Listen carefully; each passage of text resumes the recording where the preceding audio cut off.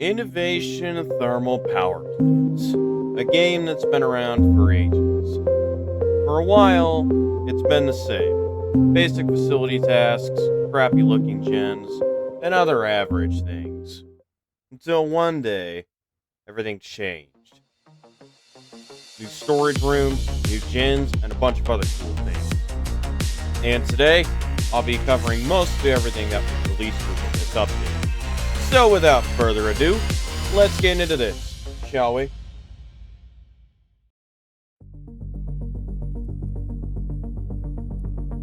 The thermal generators room got a complete rework, with tons of things being overhauled. The room now has a very nice and clean look. And it even has a control room now, including a closable fire door that you can manually open and close.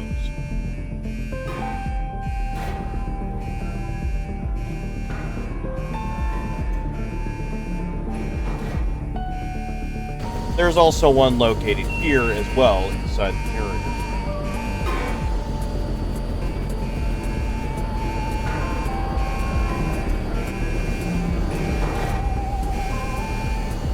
As for the new generator room, though, it comes with 4 giant thermal generators that can be manually adjusted from each side. Along with that, the room also has 2 giant turbines as well. The speed of them can be adjusted via the control room. As for the generator fire, you may ask? Well, you guessed it. It also got a massive rework, and it works a lot differently now. To trigger the event, you must apply max power to all 4 thermal gens.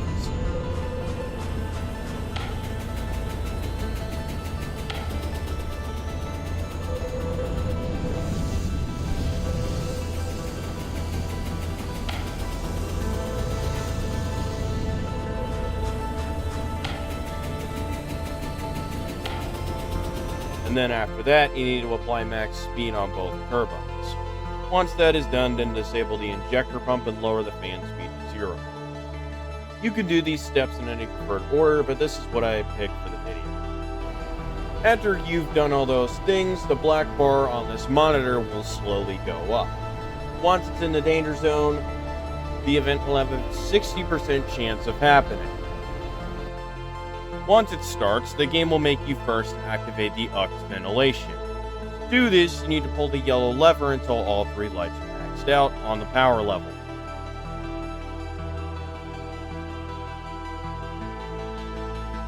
After that, press the red button to activate the generator. After this, you'll then turn a key and press a button, and just like that, the ventilation will be active. After that, the game will either make you repair the fire suppression system like shown on screen, or it'll simply just make you activate the suppression without the fixing minigame, which is pretty simple, just a key turn.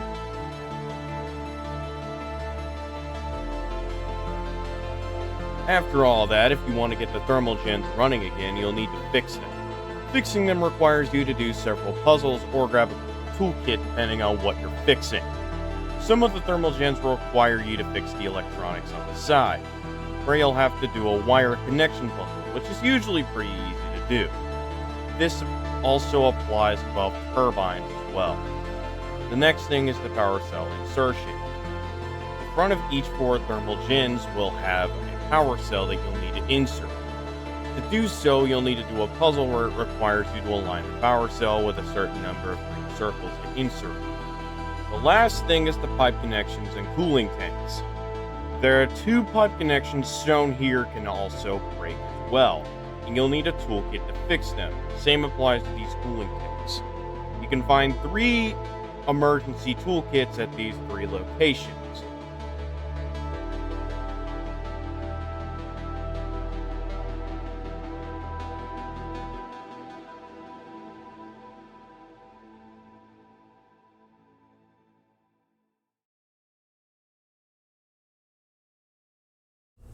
But you can also get them from any random storage depot as well. So, yeah.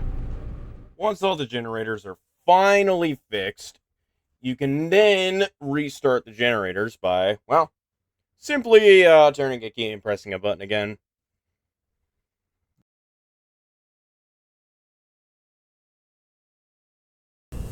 Both storage depots are now completely overhauled with entirely new looks. And one of the rooms even includes a special machine that spawns pineapples. But they are not any ordinary pineapples. They are special. Because they explode! But anyways, the storage rooms now have a distribution system. You can grab crates from these export areas with both storage rooms or the warehouse on top side. You can take them to different depots depending on what type of cargo you have. There's many different delivery types ranging from common to legendary, and these delivery types will refresh every 20 minutes. There is also a mini event that can happen called a distribution surge, where spawn rates for crates increase, allowing them to spawn a lot faster, and allowing you to get rare crates a lot more easily. Now, to deliver these crates, there are drop-offs in both storage rooms, but there's also drop-offs in other places such as the mainframe, and also the emergency bunker as well. There's also a shop where you can buy crate upgrades, and also a tablet that lets you see what location what. That's not the only thing that was added with these storage rooms. They also have a little secret. If you happen to go off one of the drop-off chutes, they have a 50% chance of either respawning you or putting you into a secret room. Once you enter in the room, you'll see a cake.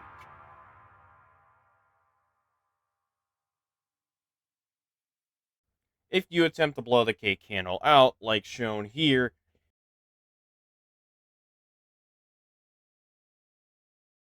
you will then fall down into a garbage disposal. Yes. However, you can escape this garbage disposal. The way you escape is by going up to this panel as shown here and completing a wire puzzle. You have to act quickly though, as a wall is slowly coming towards you, trying to push you off. If you manage to complete the puzzle in time, you'll end up in this maintenance shaft that takes you through to a tram tunnel. If you don't complete it in time, well, sorry to be you.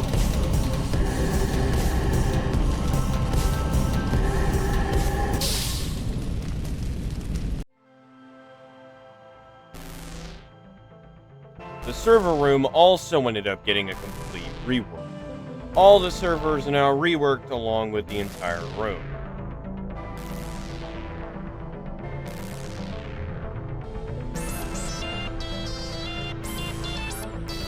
Even have a terminal on one of the servers shown here that pulls up an entire database on the solutions. Now,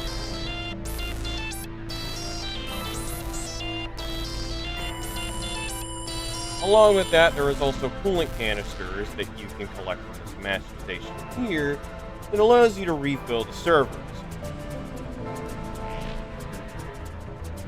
However, if you do not refill the servers, they will overheat, and you'll need to fix the systems by doing a puzzle where you need to get a crate of full blue squares.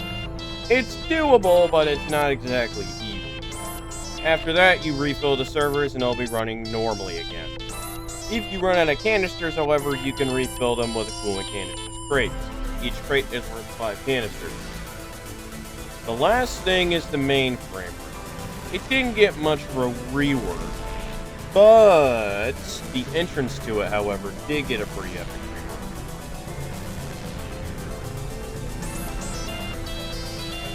Even have an elevator that's inspired by Q-Surf's elevator, which, to be honest, is pretty cool.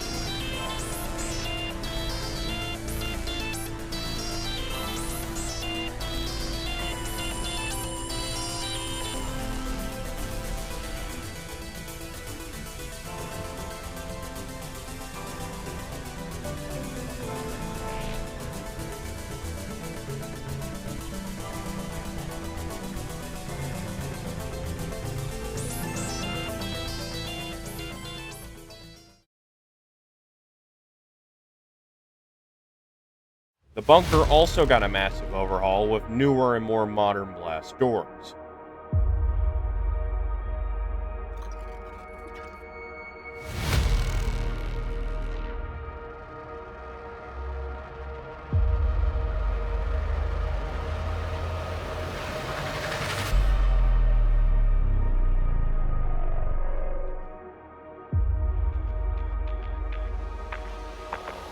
and it even comes with a very big interior.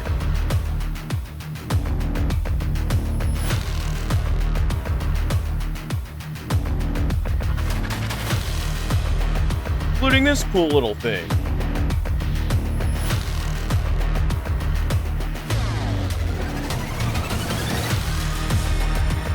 And it also includes a second floor with a reworked comms room that can be used during the meltdown. This does not affect the bunker endings in any kind of way.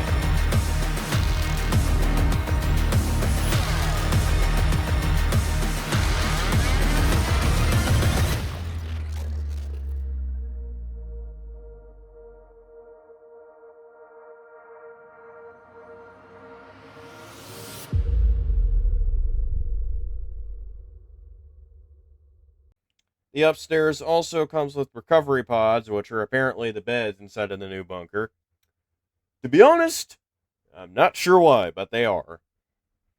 Both bunker endings, plus the meltdown ending, also got reworked. So here are all three endings so far.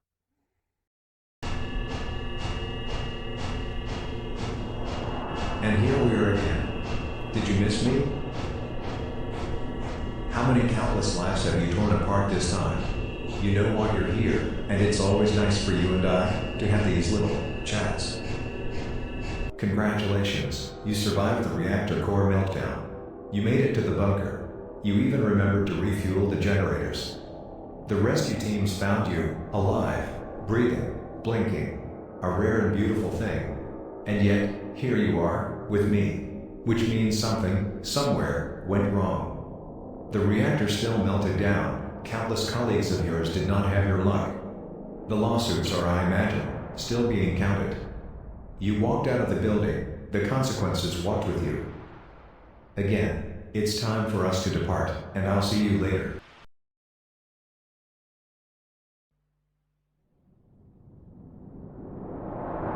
And here we are again. Did you miss me? How many countless lives have you torn apart this time? You know why you're here, and it's always nice for you and I to have these little chats. Where do I even start with this one? Credit where it's due. You made it to the bunker. The reactor went up and you weren't in it. But then, you and your colleagues forgot to refuel the emergency generators. The life support system shut down, and one by one, you ran out of air. I do hope you got a good look at each other's faces. The gasping, the clawing at the walls, the slow, dawning understanding that nobody was coming. Out of every way I watched a person die, this might be my favorite. Bravo. Truly. Don't worry. You and I aren't finished. We never are.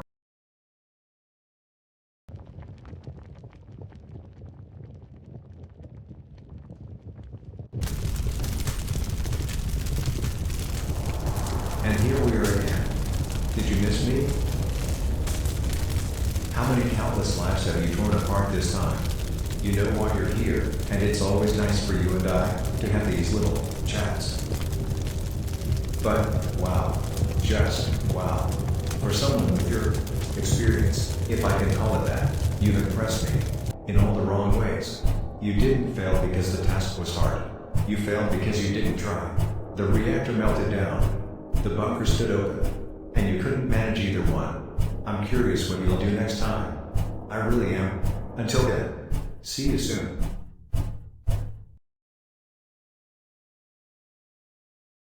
Several other things also got changed. There are now mini events for different things, such as the core startup failure.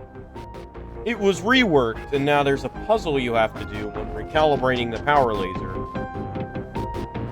Along with that, there is also a cargo shipment event that can happen where a truck will show up in the topside warehouse. It will come with 6 different barrels that you have to unload. Unloading each of them gives you about 3 credits.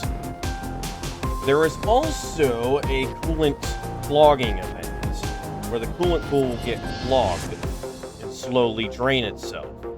However, though, you can unclog it to get credits for it.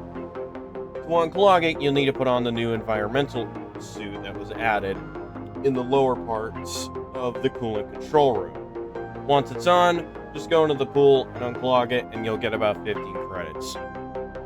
Along with that, each NPC also has brand new task variants as well. However, there is one negative to this update though.